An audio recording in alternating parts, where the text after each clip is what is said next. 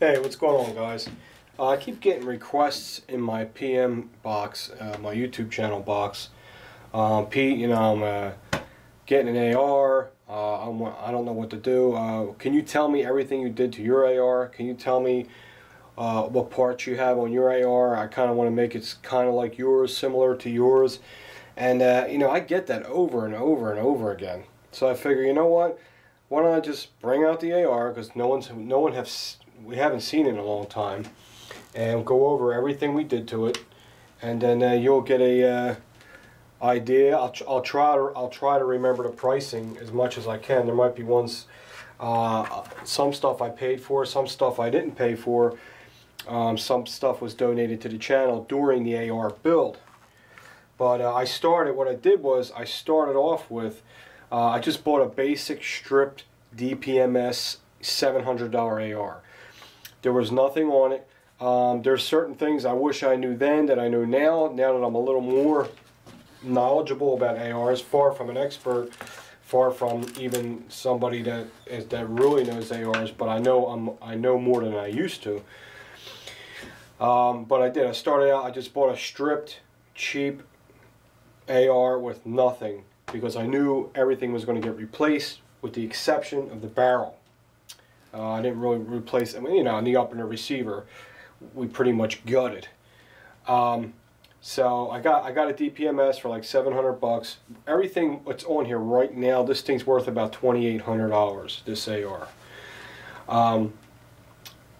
I haven't shot it a lot, but I have shot it pretty often, and it never fails. The bolt always stays clean because of the piston system we put in there, and it's super easy accurately to shoot with. It's super easy to shoot accurate with, put it that way. So we're going to go down the rifle. I'm going to give you a nice look at it. It's really beautiful, and you guys know, man, if I don't really like a gun, or a gun doesn't perform the way I want it to, I never keep it long. And I've had this for a while now, so I'll try to go over some of the stuff we got on here. As you can see, I will take the mag out. Nothing in the mag. I know that some of you guys get crazy.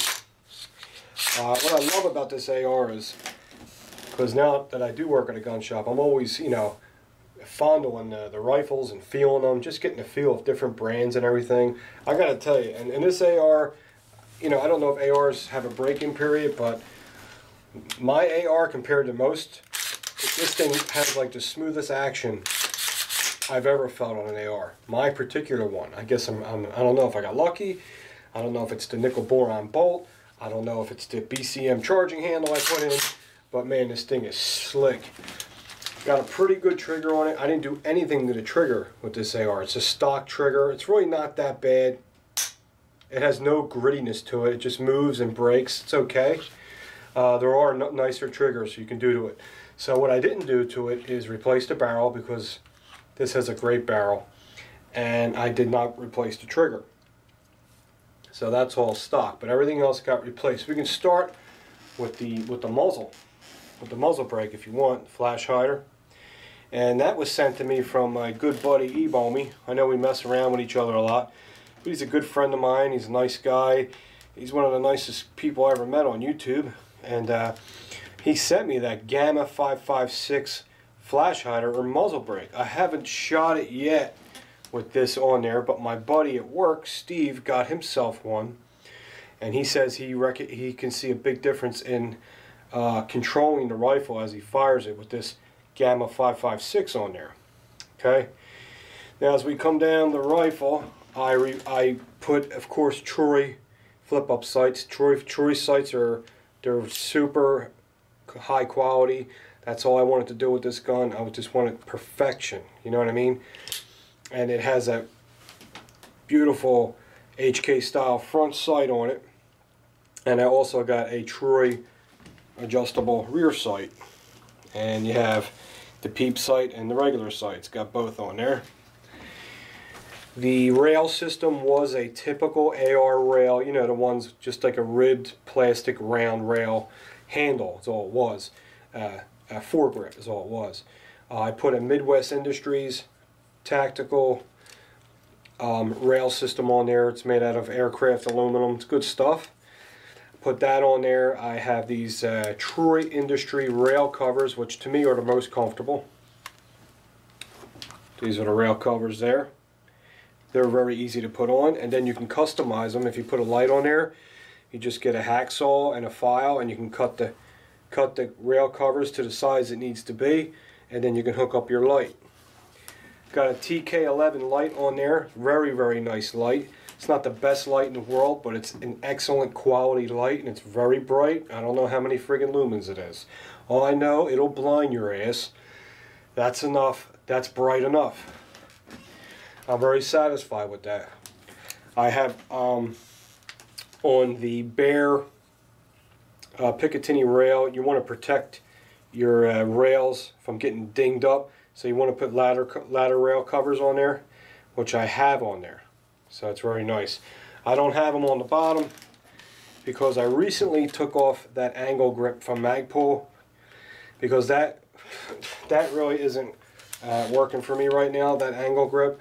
I'm going to go back to the vertical grip. So the AFG feels pretty good, but the vertical grip feels really good. So right now I'm gonna put my vertical grip back on there. Why is it not on there? I don't know why. I must have been messing around with stuff. So the vertical grip's going back on. I have an MS3 sling from Magpul. This is one of the nicest slings you can get.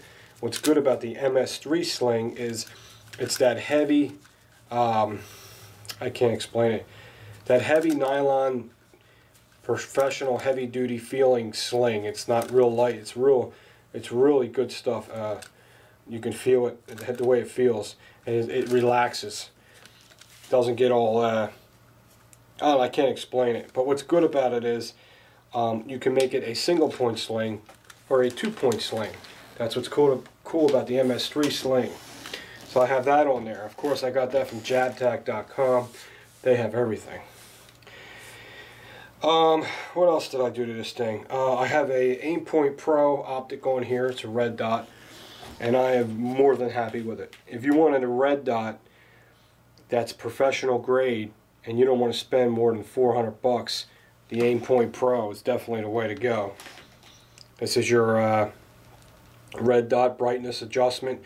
Has a battery in there. You can keep it on level 7, and the battery will last for 3 years, but I just keep it off, turned off. And battery's been in there for a while. Let's see if it's still working. Just curiosity, because this thing just sits in my safe because I got nowhere to shoot it. Oh yeah, still good to go. Battery's still working. Another thing I did to this, man, this thing's getting heavy. I put the bad lever on there from Magpul, a Magpul bad lever. I find the Magpul bad lever compared to the other brand bad levers stay on better, and they hug the slide release when they crimp on there. If they fit it real nice and tight. You have to use Loctite too, because it doesn't really get loose. Okay, some of the other cheaper ones, aftermarket bad levers, if you use them a lot, they will get loose, and you got to keep tightening them up. And all that's for is when you have the charging handle charged. Do it here. When you're ready to load another round in the chamber, you don't have to resituate yourself at all to come around the other side. See, normally I'd have to go like this and charge the handle, or come on the other side and push it to load the chamber from this side. So all I have to do is I can stay, keep my body in position, load my mag, keep my body in the same position without changing my comfort zone, and just chamber around like that. So the bad lever is a cool thing. Some people like it, some people don't like it. Some people think it's too junky, you don't need it, whatever. I'm a casual shooter, so I like to have all the cool stuff on my gun. Another thing we have on here is, I don't know the name of it, is this ambidextrous selector switch from fire to safe, and it's ambi, it's on both sides. As you can see, it's short on one side and it's long on this side. It's short on this side so it doesn't interfere with your hand when you're selecting it. It's very, very nice. Ebomi sent me that also. Okay, I also have a Daniel Defense single point sling clamp. I've had other ones on here, they worked okay, but they got loose after a while. The Daniel Defense will not get loose because it has a pressure pin inside as you're clamping down. The pressure pin puts pressure inside on the buffer tube, so it's really tight when you put it on. So Daniel Defense, try that one. I think you'll like that one. Just got these heavy duty swiveled quick disconnect swivels. I don't know what kind they are, but these but you can tell the good ones from the bad ones. These are thicker gauge, you know, of the thickness is gauge, you know, it's thick. Jesus. This Daniel Defense clamp, single point clamp, is definitely ambi, both sides you can use, and it's about $59, 60 bucks for that. I forgot to give you prices. These sights on here, they ain't cheap. They're like 100 bucks a piece, even more. I got the Bcm Charging Handle. This is considered the large, so you can really get your hand on there. And I don't know, they're like 50 bucks. I put that on there. Very, very simple to put them on. Like I told you, the Aimpoint Pro is about 400 bucks. Now I also have this Magpul CTR adjustable stock. I like the CTR. I don't like the MOE because the MOE does not have the clamp. The clamp keeps it locked down nice and tight, gives you that solid feel, and it's about $30 more, but it's worth it. So if you're going to upgrade your adjustable stock, make sure you get the CTR. Okay, you can get the MOE for like 60 bucks, but I would go with the CTR for 100. It's worth every penny. This rubber butt pad is also Magpul. It's called the enhanced rubber butt pad. It's a little thicker. It has little waffle holes in it to give you a little bit more cushion. I personally like the way it looked. That's why I put it on there, and they're about 20 bucks. So, you know, I also got from AB Arms, if you guys remember Jason a couple of years ago. I don't know, he disappeared. I don't know where he's at. Haven't heard from him. I don't know. A lot of people I've seen and dealt with in the gun community see them, then they disappear. Really easy to take this out. If I remember how to do it. There it is. There it is, the nickel boron. Actually, it's an M16 bolt carrier. It's very thick and heavy duty. As you can see, it has more steel, comes down further. That's the M16 bolt carrier. It's all one piece. This is not Allen keyed onto the bolt carrier. It's all one piece. This is what you want, okay? I didn't upgrade the bolt itself, just the bolt carrier.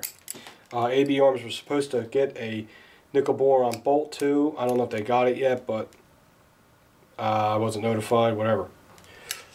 But if they ever get that, I'll probably throw that in there too. But this AR has really been good to me. It really has. So, and that was from AB Arms. So, haven't messed with this too much. Just bad boy in there.